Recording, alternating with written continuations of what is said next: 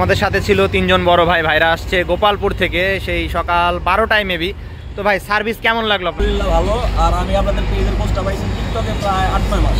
তো সব কিছু মিলে মানে আমি আমার এলাকায় একজন কাজ করাই বড় ভাই আছে, ওনার যথেষ্ট ভালো ভাই। কিন্তু ভাই মানে আপনাদের ভিডিও দেখে আমার মানে কেন জানি ফিল হয়েছে আমি আপনি এখানে একটু যাবো আর কি, দেখতে কী অবস্থা কেমনি কি। ভাই সর্বোপরি কাজ করে ভালো লাগছে ভাই। আশা করি ভাই আপনাদের সার্ভিসটা ধরে রাখবেন। আশা করি ভাই আপনাদের ব্যবসার উত্তর উন্নতি হোক এবং আমরাও আমাদের বন্ধু বান্ধব পাঠানোর চেষ্টা করব। আবার আসবেন তো নাকি? তো যাই হোক ভাই দিন শেষে ভাই আপনাকে খুব টাকা দিয়েছি ভাই, সব কিছু মিলিয়ে দিয়েছেন।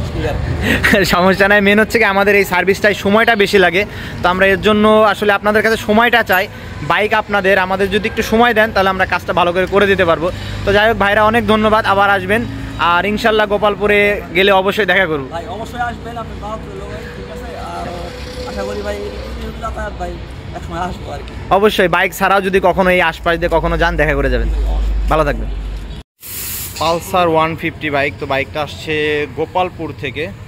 তো এই বাইকের ফুল সার্ভিস করব আমরা। তো ফার্স্টে বডি থেকে প্লাস্টিক যে পার্টগুলো থাকে, ট্যাঙ্কি, ফুয়েল ট্যাঙ্কি, মাঠঘাট থেকে এয়ার ফিল্টার বক্স সব কটাই আমরা আলাদা করে নিই। তো সুন্দরভাবে এইভাবে আলাদা করে রাখা হয়েছে। তো বডির যে ভিতরের অবস্থাটা মেন হচ্ছে, ভাইয়েরা আসছে অনেক দূর থেকে, ভাইয়েরা আমাদের ভিডিওটা দেখে আসছে, অনেক শখ করে আসছে। তো আমরা ইনশাল্লাহ ওনাদের নিরাশ করব না।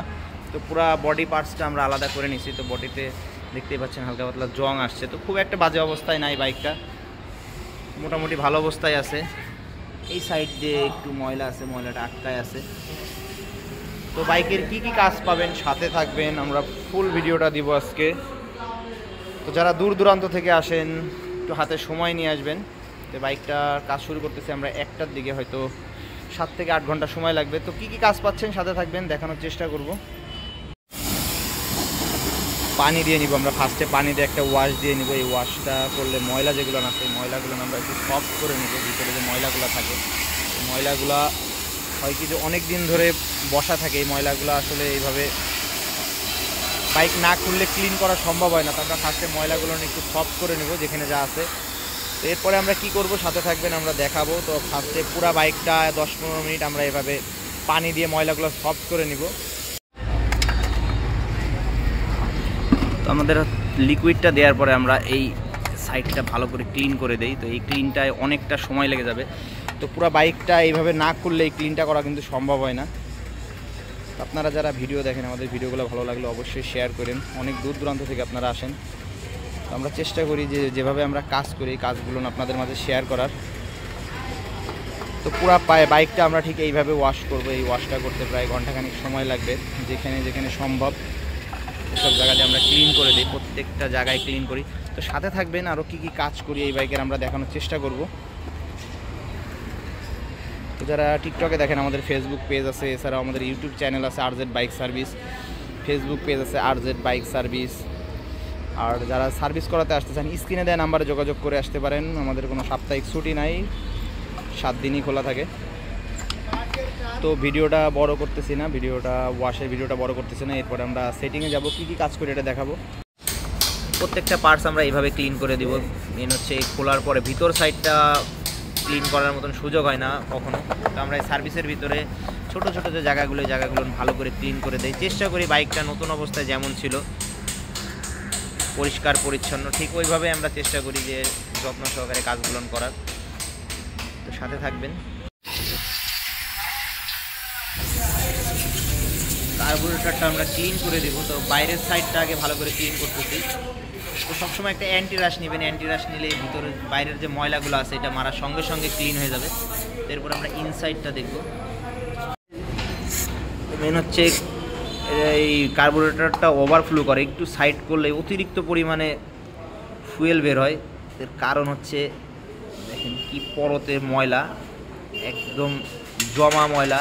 ফ্লুইড পিনের অবস্থা ময়লা। তো প্রত্যেকটা জায়গায় দেখতে পাচ্ছেন যে কি ময়লা।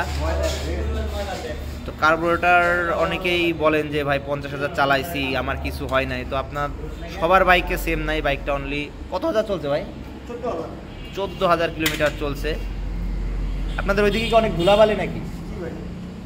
মেন হচ্ছে গিয়ে যে গাড়িগুলা ইট ভাটা এবং ধুলাবালির রাস্তায় চলে, এই জায়গাগুলো যারা রাইড করেন একটু সাবধানে থাকবেন। অতিরিক্ত ওভারফ্লো করে এই কার্বোরেটরটা। এর মেন কারণ হচ্ছে কি এই ময়লাগুলো পুরোটা আটকায় গেছে ময়লায়। তো আমরা কার্বোরেটরটা ক্লিন করে দেবো, কার্বোরেটর পিস্টনটাও দেখে দিব। তো সার্ভিসের ভিতরে আপনারা কার্বোরেটর ক্লিনিং পাবেন। তো কার্বোরেটর পিস্টনটা এই সাইডটা একটু ধরতেছে, এইখানে নিকেল বের হয়ে গেছে। ফ্রন্টের ক্যালিপারটা আমরা ক্লিন করে দিব। তো ক্যালিপারে কি প্রবলেম আছে দাদা? ময়লা আছে, তো আমরা ময়লাগুলো ক্লিন করে দিব। তো এটা WD-40 দিয়ে ক্লিন করে দিই। কি ধরনের ময়লা থাকে। তো এই ফ্রন্টের ক্যালিপার, রেয়ার ক্যালিপারটা যখন এই ডিস্কটা অতিরিক্ত গরম হবে একবার ক্লিন করে নেবেন। কি ধরনের ময়লা বেরোচ্ছে, কাদা মনে হচ্ছে এখানে জামের কারণে ডিস্কটা অতিরিক্ত গরম হয় এবং হার্ড ব্রেক করলেও ঝামেলা হয়। তো যখনই ব্রেক প্যাড ক্লিন করবেন, মানে ব্রেক প্যাড চেঞ্জ করবেন, চেষ্টা করবেন এই জায়গাটা ক্লিন করে নেওয়ার। তো কীভাবে ক্লিন করবো আমরা দেখাবো। এটা হচ্ছে অ্যান্টি রাশ দিয়ে ক্লিন করে দেয় আমরা। তো ভিতর দিয়ে জুট দিয়ে দিবেন, জুট দিয়ে একটা প্যাচ মারবেন। তো মারলে এই ময়লাগুলো বের হয়ে যাবে। ক্যালিপার প্লেটের এই জায়গাটাও ভালো করে ক্লিন করে দিব। দেখা যাচ্ছে কতটা ময়লা থাকে ভিতরে। এই ময়লার কারণে মেন হচ্ছে গিয়ে ডিস্ক প্লেটটা অতিরিক্ত গরম হচ্ছিল। মেন হচ্ছে জাম, সঠিকভাবে ব্রেকটা প্রেস করছিল না, যার জন্য এই ডিস্কটা হার্ড এবং গরম হচ্ছিল। তো আমরা এই জায়গাগুলো ভালো করে ক্লিন করে দিব, এরপরে গ্রিজিং করে দিব। তো একটা মাস্টার সার্ভিসের ভিতরে আমরা ভালো মতন এই ছোটো ছোটো জায়গাগুলো দেখে দিই। ফ্রন্টের ক্যালিপারটা ক্লিন করার পরে আমরা এখানে গ্রিজ করে দিচ্ছি, গ্রিজ করে ইনস্টল করে দিবেন। আশা করি এই সমস্যার সমাধানটা হয়ে যাবে। ক্যাবেলগুলো আমরা ক্লিন করব। ফার্স্টে উপর দিয়ে WD-40 প্রেস করব। প্রেস করলে যদি ময়লা থাকে নিচ দিয়ে বেরোয় আসবে। সার্ভিসের ভিতরে আপনারা এক্সেলেটার ক্যাবেল, ক্লাস ক্যাবেল দুইটাই ক্লিনিং পাবেন। এয়ার ফিল্টারটা চেঞ্জ করে দিচ্ছি, এয়ার ফিল্টারের অবস্থাটা খুব বাজে ছিল। তো গ্রিপ সাইডটা আমরা ভালো করে ক্লিন করে দিই WD-40 দিয়ে। উপর দিয়ে প্রেস করলে দেখতে পাচ্ছেন যে ময়লাগুলো থাকে, ময়লাগুলো পড়ে যায়।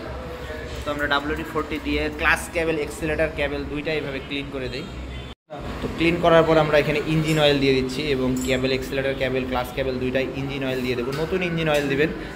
WD-40 দিয়ে ক্লিন করার পর এটা হার্ড হয়ে যায়, তো নতুন ইঞ্জিন অয়েল দিলে এই জিনিসটা ফ্রি হয়ে যাবে। তো প্রত্যেকটা নাট বোল্টে আমরা গ্রিজিং করে দিই। তো এই গ্রিজিংটা করে দিলে পরবর্তীতে যারাই বাইক খুলবে তাদের জন্য খুব ইজি হবে। চেষ্টা করি আমরা ছোট ছোট দিকগুলো ভালো করে কাজ করে দেওয়ার। তো পিছনের ক্যালিপারটা আমরা ক্লিন করে দিব এবং ক্লিন করে গ্রিজিং করে দিব। ফ্রন্টেরটা যেভাবে ক্লিন করছেন ঠিক পিছনেরটাও এইভাবে ক্লিন করবেন। তো আমরা ফ্রন্ট এবং রেয়ার দুইটাই এইভাবে ক্লিন করে দিই। তো ভিডিওটা বড় হবে বলে আমি এটা পুরোটা দেখাইলাম না, ফ্রন্টেরটার মতন রেয়ারটাও ক্লিন করে দিব। ফুয়েল ট্যাঙ্কিটা আমরা ক্লিন করে দিব। সার্ভিসের ভিতরে ফুয়েল ট্যাঙ্কিটা ক্লিন পাবেন। তো আমরা ফুয়েলটা ঢেলে দেখবো কী অবস্থা, সাথে থাকবে। ফুয়েল ককে মনে হচ্ছে হালকা একটু জং পড়ছে, তো ফেলাও। ফুয়েলটা আমরা ঢেলে দেখবো। এটা হচ্ছে পেট্রোল ইউজ করে ভাই। তো পুরা ফুয়েলটা ফেলে দেখবো কি অবস্থায় আছে। জং আছে, জং পড়তেছে হালকা হালকা।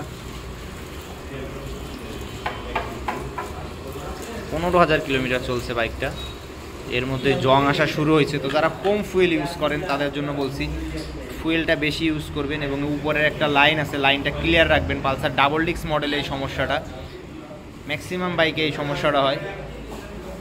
কম ফুয়েল যারা ইউজ করেন তাদের এই বাইকে জংটা আসে। ফুয়েল ট্যাঙ্কটা ক্লিন করতেছি, দেখেন কতটুকু ময়লা আছে। হালকা হালকা জং চলে আসছে অলরেডি। তো এটা যদি মেনটেন না করা হয় ভালো লেভেলের ময়লা আসবে। ছোট ছোট দানা অলরেডি শুরু হয়েছে।